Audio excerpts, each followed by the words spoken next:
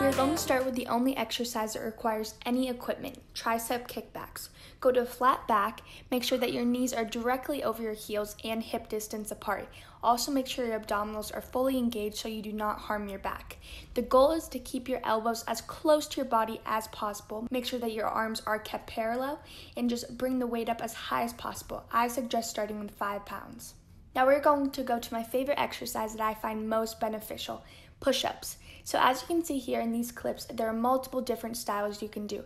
I like to always mix it up with the styles so that I get different parts of my upper body. Make sure that you're in proper plank position, your body in a fully straight line, your abdominals are fully engaged. My dogs kept coming in. And yeah, like I said, just make sure that your body is in proper plank form. This is a great exercise. Simply just do 20 push-ups every single day and I promise you will see a huge change in your upper body. Push-ups are truly so beneficial to not only the upper body but the whole body. Now we're going to pretty much do the same thing, a push-up, but a tricep push-up.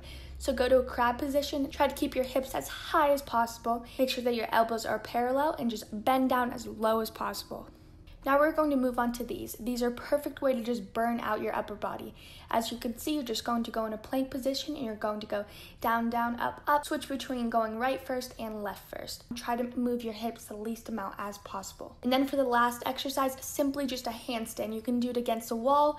It does not need to be held for a long time. Just try to do it as much as possible and balance as long as possible. It's a great way to overall just tone and strengthen your upper body and even your whole body itself.